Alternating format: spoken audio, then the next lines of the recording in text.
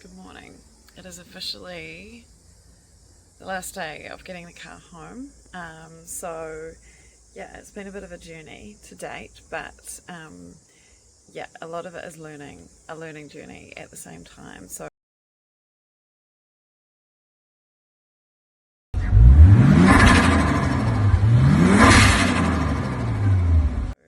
I mean, really, all we know right now is that the 33 she looks pretty good to drive.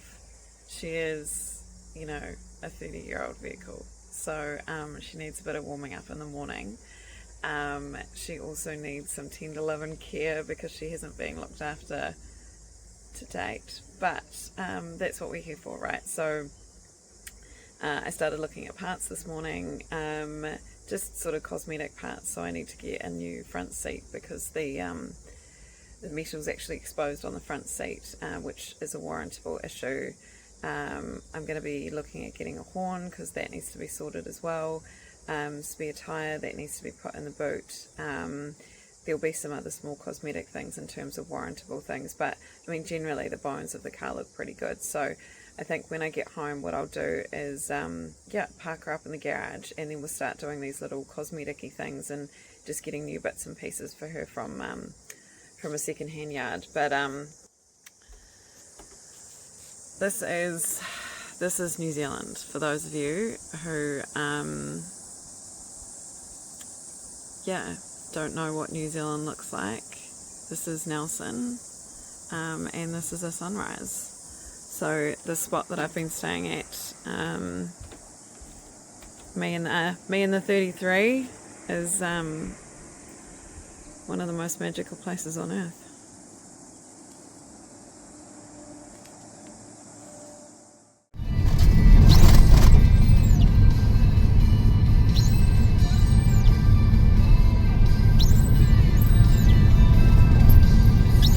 Hey, we've just got to Picton. We had a really good drive. The oil pressure's looking very low on the gauge now. I mean, that's probably fine. I'm still learning as I go, and probably, I don't know whether low pressure or high pressure is any good, but it's definitely down near zero. So this is the gauge cluster here. Obviously it's a GDR cluster, and it's not for my car. So this, oh good, look at that. This one, for those who don't know, is what I'm looking at. It's sitting on zero at the moment because I have got the car stopped. Don't mind all the stuff in the back, because I can't put things in the boot because the boot leaks. So yeah, we're going to get out and just check the oil, make sure the oil's all good. I did check it before I left Nelson, but we just want to make sure that I mean nothing should be leaking after looking at VTNZ and them checking everything the other day. So yeah, we're just going to check the oil to make sure that it's all good, because obviously we don't want to starve the turbo. That's no good. And then obviously while I'm here in Picton, I can get some more oil if I need to, and then jump on the ferry to go home. Okay, so I just popped the hood. Let's see if I can open it. So for those of you who don't know where the dipstick is, this is her here. So what I'm going to do is I'm going to pull it out and just have a bit of a look-see. So I'll pull her out first, give her a wipe to wipe the excess oil off, and then put her all the way back in again, and then pull her out and just see where we're sitting. Alright, so this is what she looks like. So we're still pretty high. Ooh, we're wobbling all over the place because it's windy. So that's pretty good. So we should not need any oil. So it could just be the fact that the gauges may not be hooked up properly. But yeah, we're looking pretty good. So I'll pop it back in there, and then we'll get back in the car. So we've popped it back in. And then we're going to pop this down, and then hop back in the car in this amazing weather and go home. I'm looking forward to going home. She leaked on the way through the window here, so the seals need to be redone, but we'll just add that to the list. Okay, so the oil pressure gauge, so apparently in these Skylines it should read sort of above, it should be around at least 15 psi. Now if it reads below that, it could either be the sensor or it could be a seal of some description. So what I'm going to do is, it's probably reading at about 15 as I'm driving, which is fine, but I still want to check because it could actually still be the gauge set up on the dash, because that's not the actual right one for the car. So we're going to check that out, we as in me, I'm going to check that out when I get home. Once the car's in the garage and everything, then I'm closer to hopefully people who can help me with this. So I've checked the oil and the oil's fine. So it does say obviously if the pressure's low to check the oil as well, and obviously we've just checked the oil and it's fine. So it could be the sensor or yeah, hopefully there's not a leak somewhere, but I guess we'll just add this to the list. We'll just add this to the list of things that we need to look at for the car and that I need to learn, because this is all part of it, right? So yep, so learning as I go and sharing the whole process, and this is what you have to deal with when you buy a 30-year-old vehicle, and you're learning about mechanics, because these days everything is done with a computer and it pretty much drives for you, whereas these old school cars, you have to drive them and you have to, you know, learn about them, and you have to put oil and water and get them serviced, and yeah, all the good fun stuff that driving should be. And yeah, with a manual shifter. Woo! Alright, so this is where she's idling,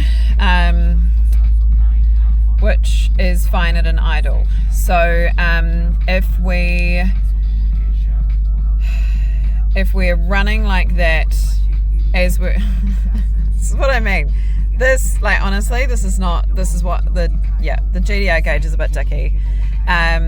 So it could just be the gauge, or yeah, either that or it's actually another problem. So I don't know, I guess we'll just wait and see what happens. But at an idle, that's fine in terms of pressure, but it should go up as I'm driving, and if it doesn't, then that kind of signifies that we either have a problem with the gauge or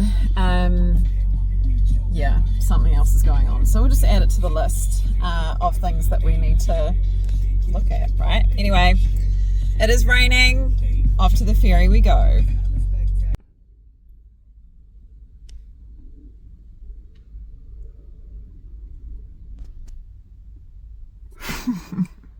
So in light of recording this whole experience, I've never actually driven onto the ferry.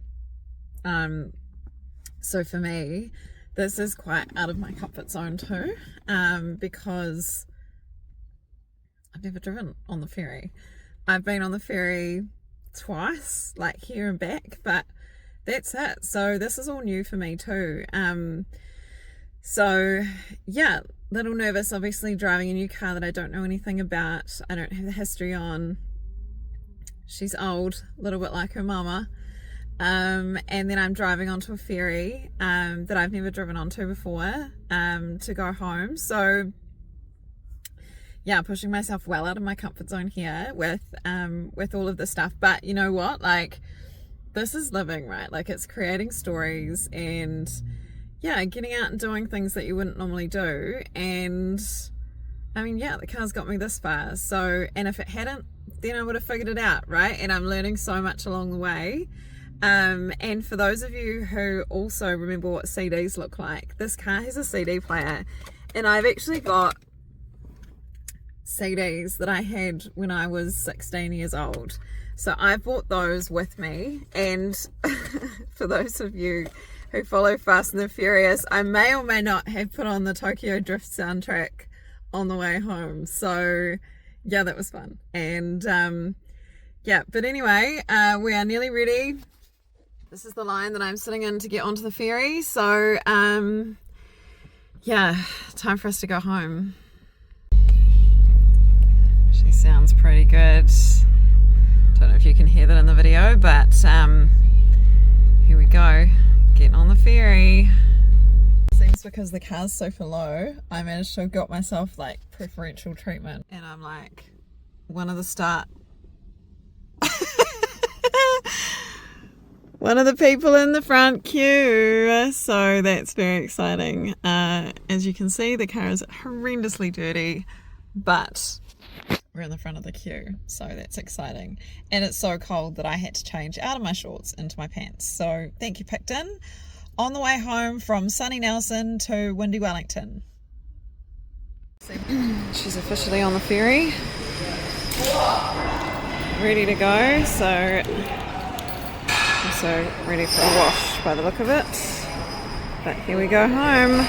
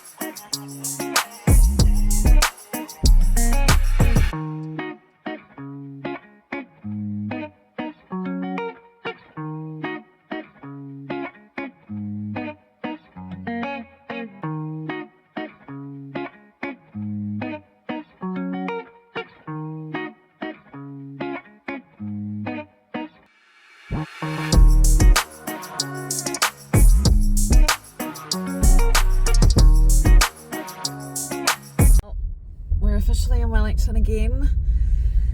A very long ferry ride, 3.5 hours and little choppy, but we're here and we are ready to go home. Yeah, put my new baby in the garage. If you can see in my rear vision mirror, look at this. Woo-wee! She's fancy. Anyway, let's go home, shall we?